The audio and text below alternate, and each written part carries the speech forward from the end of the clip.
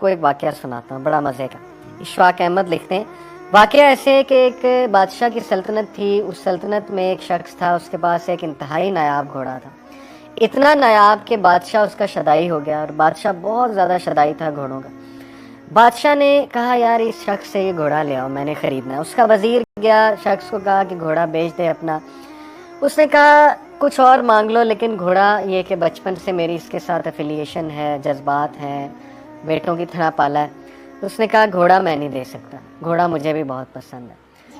بڑا حیران ہوا وزیر، واپس چلا گیا۔ بادشاہ کو یہ بات برداشت نہ ہوئی، اس کو غصہ آیا، اس نے کہا اچھا، اس نے کہا میں چلتا ہوں۔ بادشاہ خود آ گیا۔ بادشاہ نے کہا کہ منہ مانگی رقم تجھے دوں گا، جو تو کہتا تھے دوں گا۔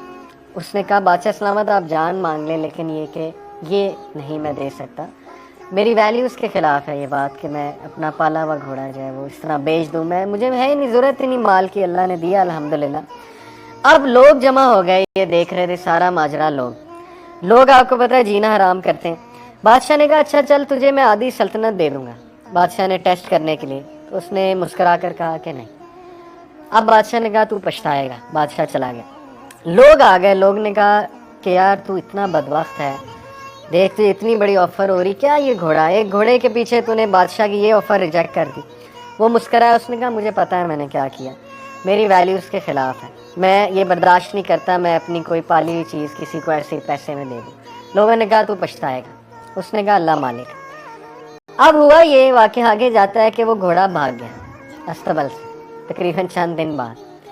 اب آپ دیکھیں لوگوں نے کس طرح مینٹل ٹارچر دیا ہوگا۔ لوگوں نے کہا کہ ہن حرام ہے، اگر اس گھوڑے کو بیچ دیتا تو آج تیرے پاس پیسے بھی ہوتے، آدھی سلطنت کا بادشاہ بھی ہوتا، کیا ملا، بھاگ گیا۔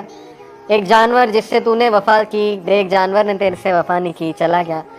وہ مسکرایا، اس نے کہا بس یہی تھا قسمت میں، کوئی بات نہیں، میرا اس کا ساتھ اس طرح لکھا ہوا تھا، اللہ تعالیٰ نے جو دینا ہے دینا، ہو سکتا ہے اللہ مجھے اس کے بدلے بہت کچھ دے دے۔ اب ہوا یہ مزے کی بات، لکھنے والے لکھتے ہیں کہ وہ گھوڑا اپنے پیچھے 12 گھوڑے لے آئے جنگل سے۔ وہ گھوڑا ایسا تھا، گھوڑوں کا سردار تھا۔ اب جب وہ 12 گھوڑے اس کے پیچھے آ گئے تو لوگ پھر جمع ہو گئے۔ اب لوگوں نے رویہ چینج کر لیا۔ بتانے کا مقصد پتہ ہے کیا رائٹر کا، کہ لوگ چینج ہوتے ہیں واقعات کے مطابق، حالات کے مطابق، ایک واقعے کو پکڑ کے نا پوری لائف کو پینٹ کر دیتے ہیں۔ اب لوگوں نے کہا اچھا تو بڑا عقل مند ہے، تو نے تو اس کو ٹرین کیا ہوا تھا، ہمیں تو پتہ ہی نہیں، اصل میں تو 12 گھوڑے اور لانا چاہتا تھا تاکہ ایک کی بجائے 13 گھوڑے بیچیں اور تجھے زیادہ مال ملے۔ تو وہ ہنسا، کہتا ہے نہیں تم لوگ بیوقوف ہو، ایسی کوئی بات نہیں، بس اللہ نے دینا تھا، اللہ نے مجھے اس کے بدلے دیا، اور میرا اللہ پہ بلیف ہے، جو ہوتا ہے بہتری کے لیے ہوتا ہے۔ وہ ابھی تک رائٹ انٹرپریٹیشنز کر رہا ہے، ٹھیک ہے۔ اس کے بعد یہ ہوا کہ اس کے گھوڑے پہ اس کا بیٹا بیٹھا تھا، اکلوتا بیٹا، گھوڑے نے اسے گرایا، اس کے بیٹے کی ٹانگ ٹوٹ گئی۔ اب وہ پھر آگے لوگ، دیکھا منوس گھوڑا ہے، تیرا اکلوتا بیٹا، تیرا کون سہارا بنے گا؟ اس نے کہا بھائی دیکھو یہ اللہ کی طرف سے ہوا ہے، اللہ مالک ہے، میرا سہارا اللہ ہے، میرا بیٹا ٹھیک ہے اس کی ٹانگ ٹوٹ گئی، لیکن یہ کہ دکھ تو بہت ہے، بٹ یہ کہ میری نظروں کے سامنے رہے گا، چلو اللہ تعالیٰ اس سے کوئی بہتری لائے گا۔ ایسا ہی ہوا، جنگ چھڑی اس میں علاقے میں، اور اس دور کا رول تھا کہ ہر ایسا بچہ جو چل پھر سکتا ہے اس کے ہاتھ میں تلوار پکڑائی جاتی تھی کہ آ جاؤ بھائی۔ اس کے گھر سولجر آئے، بادشاہ کے دیکھا کہ ٹانگ ٹوٹی ہے بیٹے کی، انہوں نے کہا یہ تو ہمارے کسی کام کا نہیں، اس کے بیٹے کو چھوڑ کے چلے گئے۔ اب لوگ پھر آ گئے، کہتے تو بہت خوش قسمت ہے، تیرا بیٹا تیرے پاس ہے، لخت جگر ہمارے بیٹوں کو لے گئے، رونے لگ گئے، یہ وہ ہمارا کیا بنے گا، یہ وہ۔ اس نے کہا آئی ہیو ہیڈ انف، تم لوگ ایک نمبر کے بیوقوف ہو، اور تم لوگوں کا مسئلہ یہ ہے کہ زندگی میں کوئی ایک حادثہ ہوتا ہے تم اس کو پکڑ کے کنکلوژن پہ پہنچ جاتے اور پوری لائف پینٹ کر دیتے، جبکہ ہر حادثے کا ایک مقصد ہوتا ہے۔ میں نے کیا کیا یہ مجھے پتا ہے، اس کی سیلف اویئرنیس بہت ہائی تھی کہ میں یہ نہیں کر سکتا کام، اللہ دے گا، اللہ نے مجھے نوازا بھی ہے، ایک حادثے سے بھی گزارا، ایکسیڈنٹ سے۔ اب وہ گھوڑے کو بلیم کرنے لگ جاتا، یہ دکھ پکڑنے لگ جاتا کہ کاش میں یہ گھوڑا بیچ دیتا تو آج میرے بیٹے کی ٹانگ نہ ٹوٹتی، پھر تو وہ مارا گیا، پھر تو اس نے آگے بھی نہیں چلنا، نہ وہ بچوں کو پیار دے سکے گا۔ تو مسئلہ یہ ہے کہ ہم لوگ ایک پاسٹ کے واقعے کو بلیم کرتے رہتے ہیں کہ یار اس کی نہ بدعا لگ گئی ہو، اس کی وجہ سے نہ ہو گیا ہو، اس کے ساتھ میں نے ایسے کیا تھا، یہ نہ ہو گیا ہو، وہ نہ ہو گیا ہو۔ تو اللہ تو کب کا معاف کر چکا ہے، لیکن آپ خود اپنے آپ کو معاف نہیں کر رہے۔ اصل بات یہ ہے، اللہ سے تو آپ نے تبھی معافی مانگ لی تھی، اور اللہ تو کہتا ہے مجھ سے معافی، اور اس بندے سے بھی عین ممکن ہے آپ نے اس کے حق میں بھی دعا کر لی ہوگی، اس سے بھی معافی مانگ لی ہوگی، لیکن انسان خود اپنے آپ کو معاف نہیں کرتا، تو پھر یہ کہ ایسا بندہ نہ خود خوش رہتا ہے نہ دوسروں کو خوش رہنے دیتا ہے۔ تو ہوتا کیا ہے کہ شیطان آپ کو صرف وہ دو چیزیں دکھا رہا ہوتا ہے کہ یہ دیکھ یہ ہو رہا ہے۔ اس لیے ایسے موقع پہ جب بہت زیادہ جذبات حاوی ہوں، بہت ایموشنل ہوں، آپ بہت فرسٹریشن کا شکار ہوں، اس وقت اپنے آپ کو اس ایونٹ سے ڈس ایسوسیٹ کر کے تھوڑا سا نکل کے اس زون سے کچھ پازیٹیو چیزیں بھی دیکھیں، ضرور موجود ہوں گی وہ پازیٹیو چیزیں، اور رائٹ انٹرپریشن کریں۔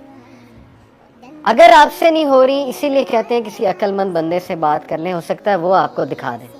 اور ایسا ہی ہوتا ہے، کوئی آپ کے مخلص دوست ہوتے ہیں، اچھے دوست ہوتے ہیں، وہ آپ کو کہتے ہیں کہ یار نہیں، اگر ایسا ہو رہا ہے تو پھر ایسا بھی تو ہو رہا ہے نا، یہ بھی تو دیکھو نا، اس کی طرح بھی تو توجہ دو۔